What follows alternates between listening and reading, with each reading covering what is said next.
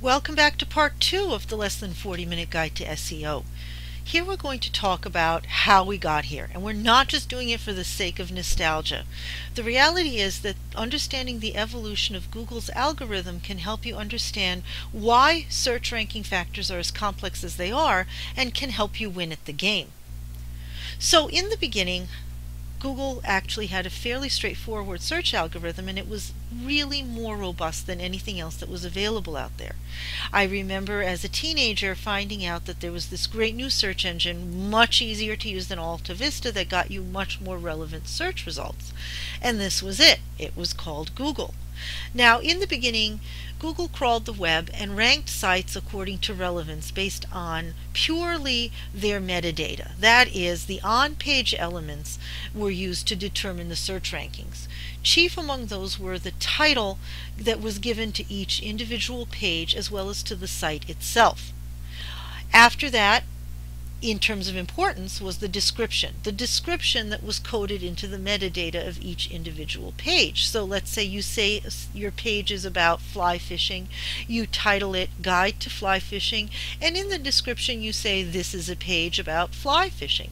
Google would take your word for it and rank you number 1.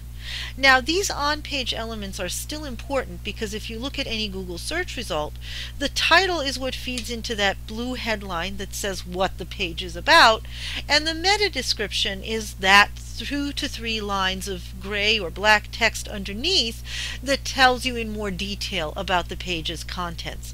Those can be very attractive for any viewer of those search results in determining what page that they're going to click on. So in terms of getting those clicks, like I talked about before, you want to make sure that your title and your description are as appealing as possible to your target audience, and make sure that even if you're showing up on search results that are not entirely relevant to all of your audience, you can craft with your title and your meta description who is actually going to click on your search results.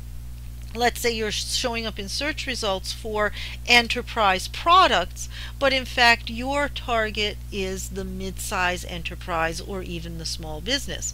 With your title and meta description, you can make sure that you make that clear. But that's the main use of the title and meta description, which are again metadata that's coded into your site right now. In the past, many years ago, it was what was used to determine your search rankings along with a couple of other factors.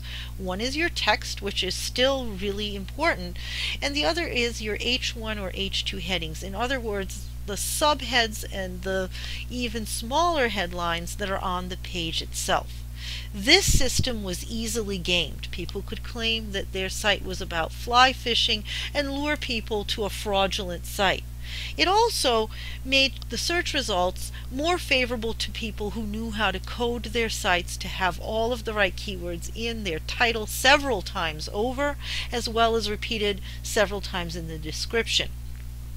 This not only made for a very bad user experience because people had very spammy, in other words, keyword stuffed titles and meta descriptions, but by hiding H1 and H2 headings that were invisible to the human eye but very visible to Google throughout the page, people could in fact put up fraudulent sites quite easily or game the system by ranking very high even though their content was irrelevant on particular search results.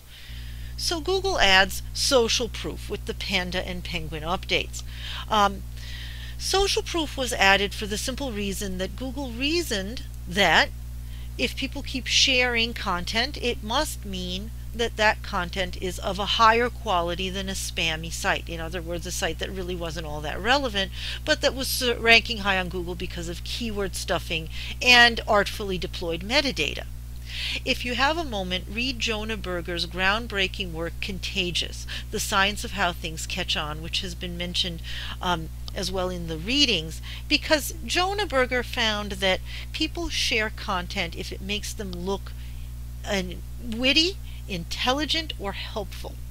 So people will generally share content that is of high quality.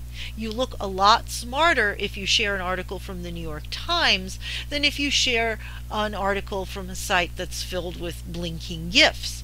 So by using this factor in human psychology, Google was able to add another layer to their search algorithm where actual human beings and their social sharing behavior vetted sites for quality.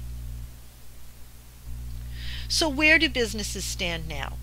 All of your search elements need to be addressed. Just like we talked about in the first video, you need to make sure that you have keyword rich but also engaging and shareable content. You need to make sure that you seed those social shares by putting social share buttons on every blog post, but also every kind of rich content that people might wish to share. You need to make sure that you do have appealing title tags and meta descriptions, not because that's going to directly help you rank, but because once you've ranked, it's going to drive relevant traffic to your site, which indirectly also helps you rank. And you also need to address all of the other elements that we're talking about in this video series. You want to make sure that images are properly compressed on your site. And if you don't know how to do that, don't worry, your web developer should be able to help you. But make sure that you have a good quality site and that you have strong information architecture that we're going to talk about in the future videos in this series. But make sure that you have all of the elements in balance and that you're addressing all of them. Google tends to now rank sites holistically. Their algorithm is becoming more intelligent. It's in fact starting to use artificial intelligence as well as elements of what is called the semantic web, which we won't get into too much in this class because it's a very complex topic related to the science of semantics as well as JavaScript development, which is outside of the scope of this course, but there will be some readings that I'm going to share. But all of the elements as well as just overall site quality need to be addressed because Google no longer looks at one or two factors and calls it a day. This is actually good news for marketers because it means that if you have your I's dotted and your T's crossed, your site has a fast page load time, good content, you've got a good social media strategy, including working with some influencers who have wide followings, you have a good mobile site, you have some gamification on your site, you use video well.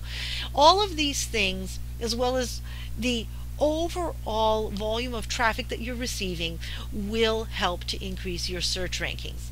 This means that good marketing is good SEO. You have to approach your digital marketing with an SEO hat on if you want to rank well, but if you're good at digital marketing, you should be able to succeed at SEO, provided you also have a great web developer working with you. So in the rest of this series, we're going to talk about more specific elements and how to apply them. So stay tuned.